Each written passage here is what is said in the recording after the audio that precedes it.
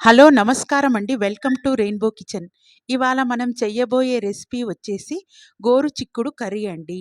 పచ్చి కొబ్బరి, పచ్చిమిర్చితో ఇలా చేసుకోండి. ఎప్పటిలా కాకుండా రొటీన్‌గా కాకుండా వెరైటీగా ఇలా చేసుకోండి. చాలా బావుంటుందండి. రోటీలోకి గానీ, అన్నంలోకి గానీ చాలా బావుంటుంది. ముందుగా మనం ఒక మిక్సీ జార్ తీసుకొని ఒక 10-12 వరకు పచ్చిమిర్చిని తీసుకొని, ఒక సగం చిప్ప వరకు కొబ్బరి ముక్కలండి చిన్నగా కట్ చేసి వేసుకోవాలండి. మెత్తగా గ్రైండ్ పెట్టుకోవాలి పక్కనుంచుకోవాలి. ఆ తర్వాత స్టవ్ పైన ఒక కడాయి పెట్టి 4 టేబుల్ స్పూన్ల వరకు ఆయిల్ వేసుకోవాలండి. 4 టేబుల్ స్పూన్ల వరకు ఆయిల్ వేసుకున్న తర్వాత మనం ఆనియన్స్ అండి ఒక మీడియం సైజ్‌ది ఒక్కటైతే సరిపోతుంది. ఒక ఆనియన్ సన్నగా కట్ చేసి వేసుకోవాలండి. ఈ ఆనియన్ అనేది మంచిగా బాగా మగ్గించుకోవాలండి. కొంచెం ఒక 2, 3 నిమిషంల వరకు మనం ఆనియన్స్‌ని మగ్గించుకోవాలి. ఈ ఆయిల్‌లో మగ్గించుకోవాలి. ఇలా మగ్గిన తర్వాత మనం ఒక స్పూన్ వరకు అల్లం వెల్లుల్లి పేస్టు, ఒక హాఫ్ స్పూన్ వరకు పసుపు వేసి, ఈ అల్లం వెల్లుల్లి గూడా పచ్చివాసన పోయే వరకు ఈ ఆయిల్‌లో మగ్గించుకోండి. ఈ కర్రీ అయితే చాలా బావుంటుందండి. ఇలా వెరైటీగా ఉంటుంది. మనం పచ్చిమిర్చి, పచ్చి కొబ్బరితో చేస్తే చాలా కమ్మగా కూడా ఉంటుందండి.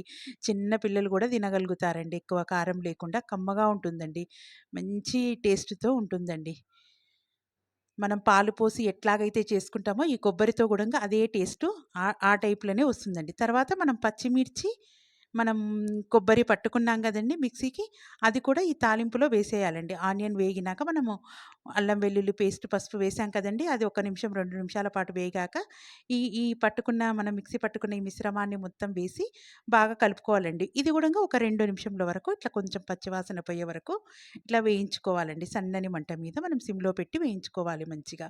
ఒక 2 నిమిషంల తర్వాత మనము ఈ గోరుచిక్కుడుని అనేది సన్నగా కట్ చేసి నీట్‌గా ఒక 2 సార్లు వాష్ జేసి పెట్టుకున్న తర్వాత దీన్ని కూడా అందులో వేసేయాలండి. ఈ గోరుచిక్కుడుకాయని దీంట్లో వేసేయాలి.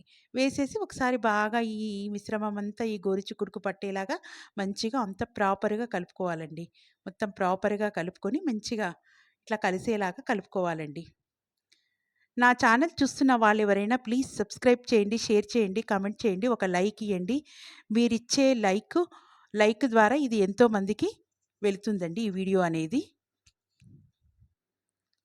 ఆ తర్వాత మనం అంతా ప్రాపర్‌గా కలుపుకున్న తర్వాత మనం మూత పెట్టి ఒక 2, 3 నిమిషముల వరకు ఉడికించుకోవాలండి. ఈ గోరుచిక్కుడుకాయ అనేది కొంచెం పచ్చివాసన పొయ్యే వరకు ఒక 3 మినిట్స్ ఇట్లా మూత పెట్టి మగ్గించుకుంటే ఈ పచ్చివాసన అంతా వెళ్తుందండి. ఒక 3-4 నిమిషముల వరకు అట్లా మగ్గించుకున్న తర్వాత సిమ్‌లో పెట్టి మాత్రమే మగ్గించుకోవాలండి. హై ఫ్లేమ్‌లో పెడితే మొత్తం మాడిపోతుందండి. సిమ్‌లో పెట్టి ఇట్లా మగ్గించుకోవాలండి. ఇప్పుడు ఇది కొంచెం మగ్గిపోయిందండి. పచ్చివాసన రాకుండా మగ్గిపోయినప్పుడు ఇప్పుడు వాటర్ వేసుకోవాలండి. ఒక గ్లాస్ వరకు మనం వాటర్ వేసుకోవాలండి.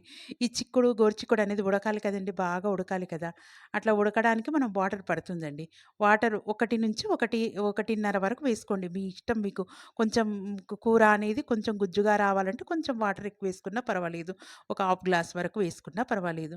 అట్లా వాటర్ వేసినంక అంతా చూసుకోవాలండి. కలుపుకొని కరెక్ట్ కన్సిస్టెన్సీ చూసుకొని ఇంతైతే సరిపోతుంది అనుకున్నప్పుడు మనం సాల్ట్ వేసి కలిపి మూత పెట్టి సిమ్‌లో మనం ఈ కర్రీనైతే సిమ్‌లో ఉడికించుకుంటే చాలా బావుంటుందండి టేస్ట్ అనేది. ఇట్లా మూత పెట్టి మనము ఒక 10 మినిట్స్ అండి మధ్యలో కలుపుకుంటూ ఒక 10 మినిట్స్ ఇట్లా బాగా కలుపుకుంటూ మధ్యలో అడుగు పట్టకుండా కలుపుకుంటూ ఒక 10 మినిట్స్ వరకు మనం ఉడికించుకోండి. నేనైతే కొంచెం లేతది తీసుకున్నాను గాబట్టి నాకు 10 మినిట్స్‌లో ఉడికిపోయిందండి. ఒక్కొక్కసారి కొంచెం ముదురుది గూడా ఉంటుంది. అట్లాంటప్పుడు మీకు ఒక 15 మినిట్స్ గూడంగా ఎక్కువగా పట్టొచ్చండి. చూసుకోండి ఉడికిందా లేదా అనేది ఒకసారి చూసి చెక్ చేసుకొని, ఆ తర్వాత ధనియాల పొడి కొంచెం ఒక హాఫ్ స్పూన్ వరకు ధనియాల పొడి, ఒక గుప్పెడంత కొత్తిమీర వేసి అంతా కలియబెట్టుకోవాలండి. సింపుల్‌గా చేసుకున్నా గానీ కర్రీ మాత్రం చాలా కమ్మగా ఉంటుందండి. మనం దీంట్లో కొబ్బరి వేసాం గాబట్టి, ఈ కర్రీ అనేది ఎక్కువ కారంగా లేకుండా కమ్మగా ఉంటుందండి. రోటీలోకైతే పర్ఫెక్ట్‌గా సరిపోతుంది. అన్నంలోకైతే మంచిగా సైడ్‌కి పెట్టుకొని తినొచ్చండి. పప్పంచుకు, చారంచుకు అట్లా పెట్టుకొని గూడా తినొచ్చండి. చాలా బావుంటుందండి ఈ కర్రీ. చాలా